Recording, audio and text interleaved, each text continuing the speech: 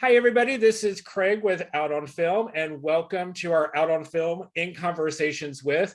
Today, I am really thrilled to have the team behind No Ordinary Man, Chase Joynt and Ashlyn Chin-Yee. Thank you both for joining us today at Out on Film. Thanks for having us. Thank you. Before we get started, I do want to thank our sponsor for No Ordinary Man, which is the Canadian Consulate General of Atlanta, who is celebrating with us queer film and queer voices and promoting voices and filmmakers coming out of Canada. So we want to thank them for their support of bringing No Ordinary Man to the cinemas and to our virtual cinema here for the festival. So I have to say, I love this film. When I first watched it, I was like, this is just really, really terrific. And as I was preparing for this, I watched it again and it got even deeper for me. So I wanted just to start with each of you about how you connected with Billy Tipton and came to tell this story. So Chase, I'll start with you. Sure. And, Craig, what I love about that question is you asked how we connected rather than how we first came to know. And it's actually a totally different question, right? As a trans person who's interested in trans history, I found Tipton, like many trans men, on lists on the internet of, various trans people you might know. But it really wasn't until our film and our collaboration that I really connected with Tipton in a much more meaningful and complex way. And actually, how did you connect to this story and find your way here? Yeah, like echoing Chase, that it's an interesting and it's a more interesting way to frame it, really, because it's like, everyone finds out about people from Google. So but yeah, I didn't know as a non-trans person, I hadn't encountered Billy's story before starting to make this project. Our producer Sarah Spring from Parabola Films had the idea about developing something about Billy's life, Billy's story. And from that, I was intrigued by what there was out there about him, but it seemed very filled with holes. And so that's always an amazing opportunity as a documentary filmmaker to dive in deeper and to really get behind those narratives that are problematic and troublesome and don't paint somebody in a complex way. So that was my entry point into it. And then that was once we got the team together, we just dove in and tried to find out as much about him as possible. And then of course, why, zooming out and contextualizing like why his story is important to tell today in this context, I think one of the things that that we talk about at the festival and in the especially queer film festivals a lot, especially recently, is who should tell our stories, who owns our narratives. And I think one thing that really struck me with this film is you really kind of juxtapose when we don't own our narratives and how you took this narrative and it's your narrative. So tell us a little bit about kind of how you got here and what you think about kind of when we're talking about who owns our narratives and who tells our stories. Yeah, I mean, of course, we were really deeply engaged in an ongoing conversation about the politics of authorship. And so as the film reveals and sort of meditates on, Tipton's story has for so long been controlled by cis people, by the talk and tabloid media. And we were asking questions out loud with our participants about what it might mean if Tipton's story was controlled by transmasculine people who were living and thinking and breathing into his history. But, we also think really expansively and intersectionally about what it means to collaborate, to tell stories. So we, don't subscribe to the only trans people should tell stories about trans people, et cetera, because I think that collaboration and allyship looks a lot of different ways. And so Aisling and I collaborate together in a directorial capacity. And I really think you watch the guys on screen collaborate together to produce something that is more than just trans men reflecting on a transmasculine history. Right. Ashley, do you want to add anything to that? No, I think Chase got it Just right. That's our collaboration. Is like, sometimes you don't need me around. Sometimes you just need to have Chase say something. Talk to us a little bit about the structure, because you take a different approach to a documentary. You're telling Billy Tipton's story as deeply as you can, but as you said, you are weaving in transmasculine people, and these guys are telling their own story in relation to Billy's story. And tell us a little bit about the narrative structure where you were having them interviewed, but also auditioning for a part to play Billy. Tell us a little about making those choices narratively as you were embarking on this story. Yeah, so one of the things that we discovered early on was that there's no moving images of Billy Tipton. So in the idea that if we were going to make a classic biopic documentary about him, we really had nothing to kind of draw upon. And it was the biography that has, been part of his, legacy, in a really problematic kind of way, was also all the information that we had in the details of his life. So Amos Mack, who I co-wrote with, we pulled parts, we went through the text, talked about, what harm it was doing, but also talked about what we learned about Billy that we wouldn't have had access to. And in a fantasy world, what milestones would we have wanted to have been there for? And so in picking some of those things and writing out those scenes, it was an opportunity to not do kind of a recreation where, again, we would still be putting our own bias and perspective and hopes and dreams of who we hoped Billy was, but we have no evidence on who he actually was and how he felt about different things. That we made this more of a process meta film, because that we are having those conversations, and then that opens up that we don't just cast one guy who looks like Billy, but we can actually have a conversation with multiple amounts of people from various different experiences, all transmasculine, but have something to say about what it would have been like to have been Billy, or what it would have been like to have been in his shoes at that time. And then of course, we were going to fill that out with interviews of people from experts, academics, actors, artists from all different walks of life, who can kind of help us shape an idea of who Billy is and why he's important. And then Chase, when you're thinking, as this project is developing, and as you were kind of going through the story and you're talking to the guys and they're relating their experiences, what surprised you? That's a great question. One of the things that was most exciting to me about our shooting and our collaborating with so many people is the ways in which our film became a kind of politics of recognition. So I love the moment where Alex reaches across the camera to Amos and says, "You were such a hugely important person in my own understanding of transness." And it happened in the waiting room between guys in ways that aren't on camera. And it was really an opportunity for people to connect with each other and to say, "You were such an important person in my life, and now we're here reflecting upon a legacy and a history that has informed certain parts of where we are today." And you can't plan for those kinds of connections, and you can't plan for that kind of intimacy. And I think in part it was because of the shoot structure that allowed for a kind of casual conversation to emerge that we were able to gain access to some of those moments. I want to say one of the most beautiful moments that just struck me is when they are auditioning and the scene is that they're meeting Buck.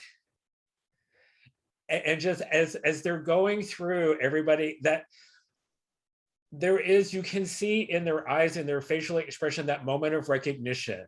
And I know it's a moment of recognition between Buck and Billy, but there was such a recognition of each one of them. It was such a beautiful moment. How did you capture that, or did you just let it happen?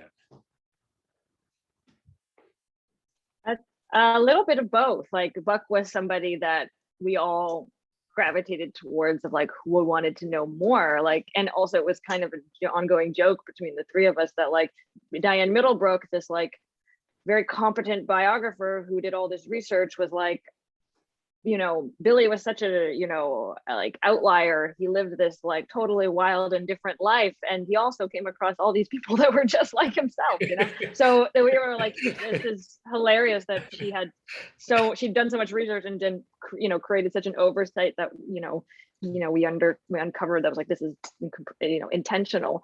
But we were just like, Buck seems like a great character. He seems like, and Amos was like, this would be an amazing buddy comedy, if he was writing the fictionalized version of his story. That would be really fun. And so we wanted to add Buck in there as a moment, and as that, and for Billy, what would it feel like for Billy to meet somebody that was like him, maybe not always in personality, but similar to his experience.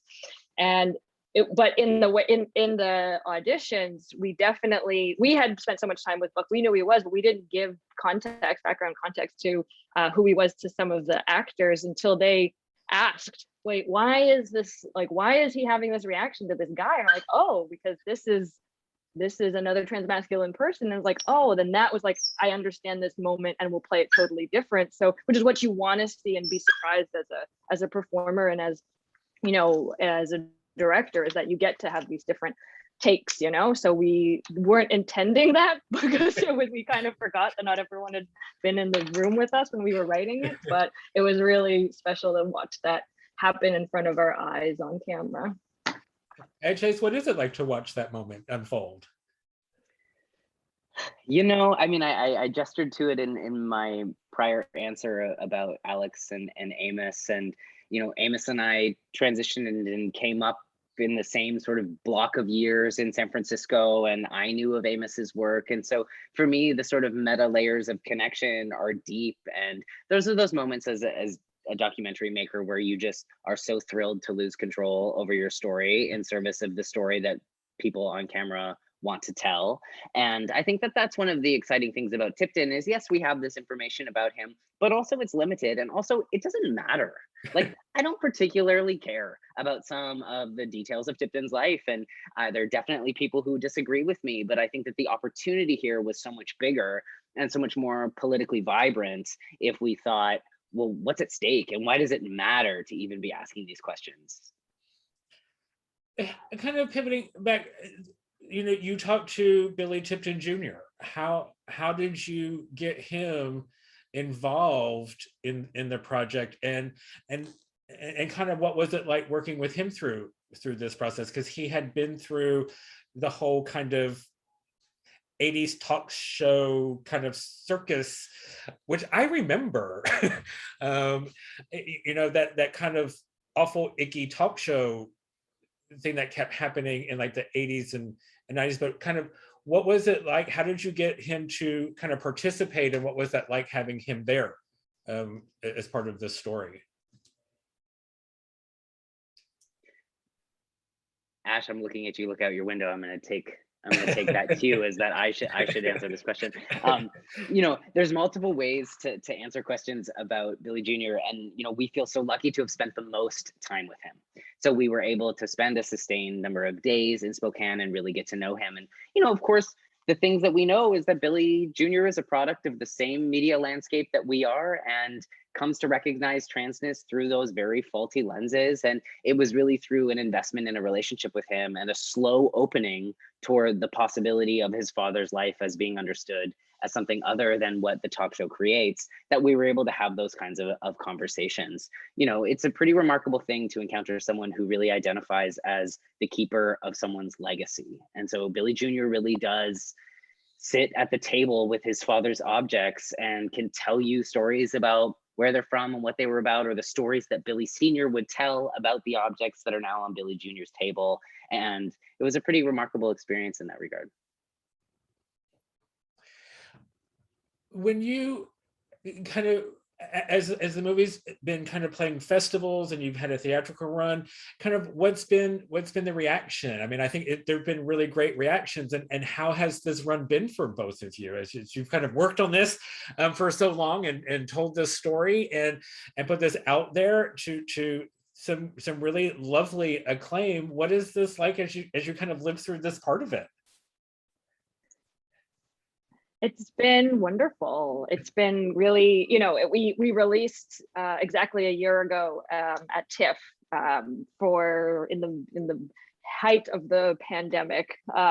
So we weren't able to go to the festival. Like we haven't been able to go to any festivals essentially, but that gave us it gave us the opportunity to kind of be in our living rooms and travel with the film and do things like this, to share the film with so many different audiences who don't also necessarily get to go and sit in a theater.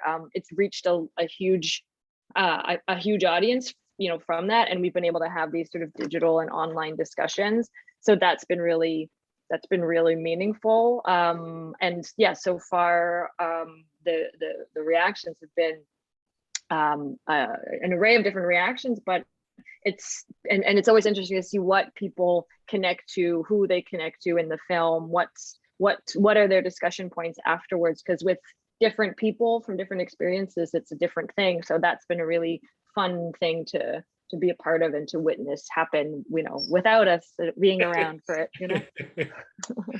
And Chase, how about you? I mean, kind of like you watch this and you're like, this is my baby, and here we go.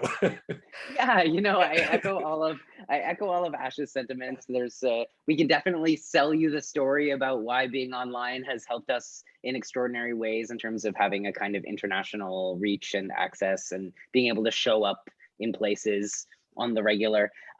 We have a theatrical run. I was able to sit in a theater in New York with Marquise Vilson, one of our key subjects. And, that moment of shared intimacy was extraordinary. It was so nice to be able to be beside him and to watching himself and to feel a crowd, laughing and snapping and clapping for him. And we mourn the loss of those moments, that's for sure. But, we hope that the life of the film is long and that there will be lots of opportunities to share time and space with it in the future. And it's kind of a twofold question. What is, as you think about this, and you've seen the reactions and you've worked on this, and provided a platform for these guys to explore their voice, have their voice. What's one thing that you hope I'm just going to say young trans masculine kid who maybe stumble upon this film online, I hope, or in the theater, what's something that you hope he would take away from this? Again, Craig, I really like the revisions to what can be the standard questions, these little subtleties about, what we hope trans masculine people to get from it, rather than the anyone of an audience, and I think, for me, I hope that trans masculine people find potential and possibility in the stories that unfold on screen. I think Tipped In is one version of potential and possibility, but I think all of those guys on screen offer little portals through which you can find yourself or find community.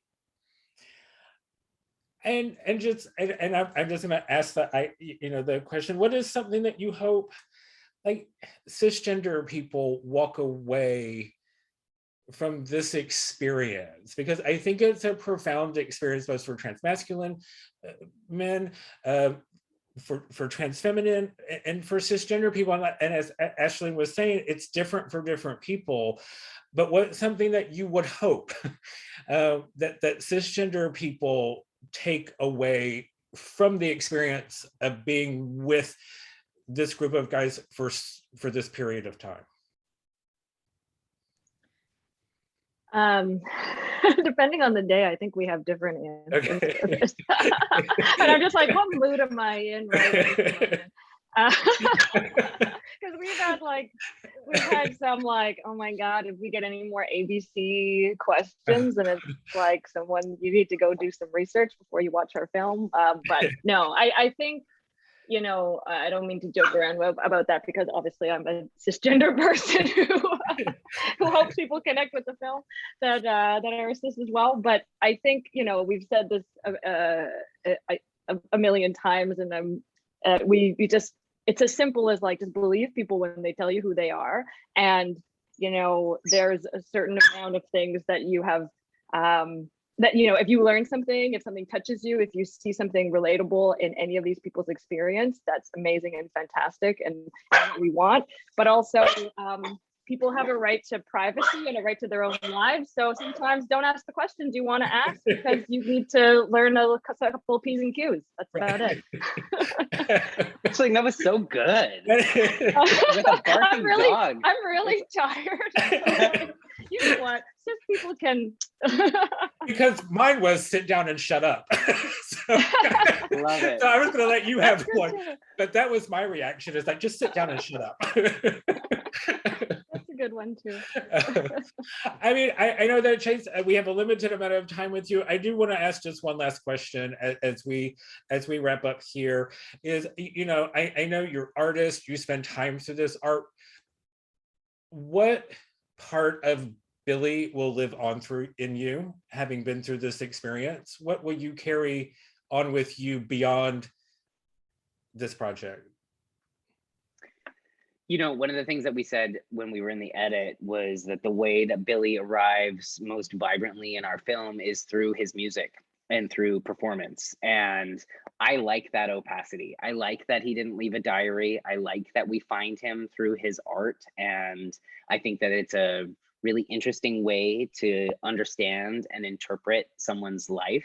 And I'll continue to think with that long after I leave Tipton for other people and other projects. And Ashlyn, what part of this will live on with you?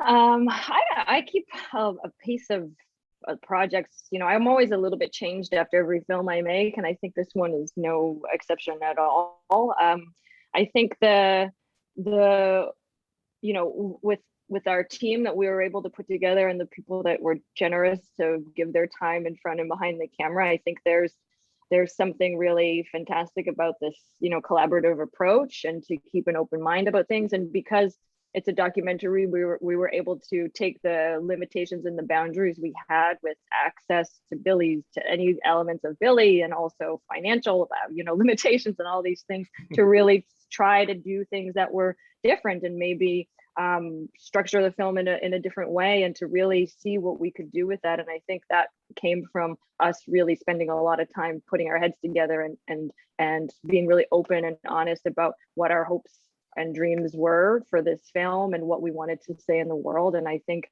in terms of approach to continuing to make art and to have a message, that this is an important thing to always kind of keep in mind for, you know, as in the evolution of myself as a storyteller, I guess.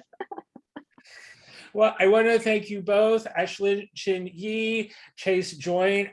Thank you for bringing us No Ordinary Man. And thank all of you out there for supporting the film and joining us for this conversation. Thank you all very much. Thanks, Craig.